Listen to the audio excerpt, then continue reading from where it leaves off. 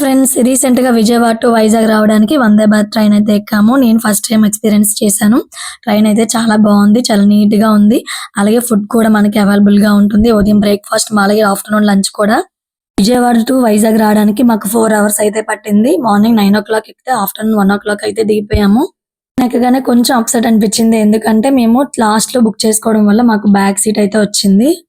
Train ఎక్కిన తర్వాత మంచిగా బ్రేక్‌ఫాస్ట్ అయితే ఇచ్చారు. బ్రేక్‌ఫాస్ట్ మెనూ వచ్చి వడ ఇచ్చారు. ఫుడ్ విషయానికొచ్చేసరికి పర్వాలేదు. మరి టేస్ట్ అయితే అంత ఎక్సలెంట్‌గా అయితే లేదు. పర్వాలేదన్నమాట. మంచిగా బ్రేక్‌ఫాస్ట్ అది చేసిన తర్వాత ఇంకా విండో సీట్ పక్కన కూర్చొని వ్యూ అయితే ఎంజాయ్ చేశాము. అలాగే లంచ్‌లోకొచ్చేసి రోటీ, అలాగే పన్నీర్ కర్రీ, కొంచెం జీరా రైస్ కూడా ఇచ్చారు. మంచిగా లంచ్ కూడా కంప్లీట్ చేసి విండో సీట్ పక్కనే కూర్చొని ఎంజాయ్ చేసాం. మీలో ఎంతమందికి నాలా విండో సీట్ పక్కనే కూర్చొని వ్యూ ఎంజాయ్ చేయడం ఇష్టమో తప్పకుండా కామెంట్ చేయండి. అలాగే మీ ఎక్స్‌పీరియన్స్ ఎలా ఉందో చెప్పండి. Bye bye.